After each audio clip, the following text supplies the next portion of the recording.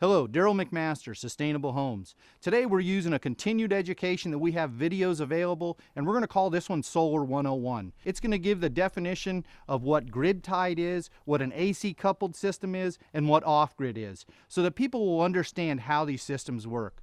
But today we're extremely fortunate to have Chuck DeHemicord, Master Electrician, NAPSET certified, who works with Hill Country Solar. So we're going to go ahead and let Chuck explain how this system works. Thanks, Daryl. Today I'm going to walk you through an AC coupled, grid tied with battery backup solar PV system with a standby generator. The generator has the capacity to run all of the loads on the property as well as charge the batteries if necessary. It should be noted that the generator will not function in the fully automatic mode. It will be used at the owner's discretion. Okay, let's go through the components that make up this system.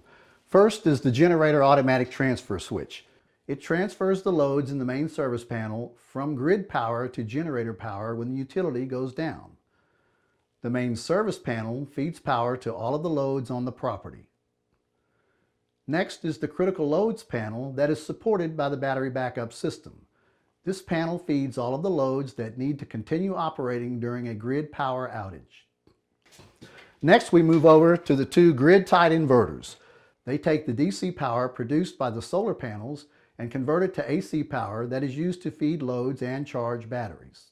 The next two items are the battery-based inverter chargers. They are essential in a battery-based system. They control the battery charging rate either from the grid or from a generator or from the solar PV. During a grid power outage, they also bring DC power from the batteries, convert it to AC power, and feed the critical AC loads. Below is the distribution panel that contains the circuit breakers that provide overcurrent protection for the system components. And last but not least, we come to the battery bank and its overcurrent protection device. This particular battery bank is made up of 2-volt cells. The system requires 48 volts, so we have 24 of them in series. These are also AGM batteries. During normal operation, when the grid power is present, the battery-based inverters are receiving utility power from the main service panel and passing it on to the critical loads panel.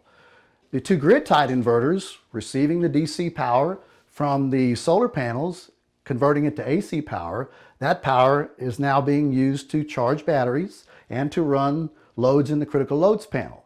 Any excess power that's created is sent back to the home to be used by other loads and then sent on to the utility grid. So suppose there's been a big storm, the power's gone down, and now we are operating in our off-grid mode. All of the power that we're using is now coming from the battery bank and from the solar panels. At some point, the batteries may discharge to an unsafe level. When that happens, we now have the ability to start the generator, to charge the batteries, and to continue to operate the loads connected to the critical loads panel. Thanks, Chuck. Really appreciate the explanation. For those of you who want more information, you can find it at www.sustainablehomesoftexas.com. We have videos there about rainwater harvesting, geothermal, and also our point source homes, the national leader in homes that run 100% off the environment. Thanks again.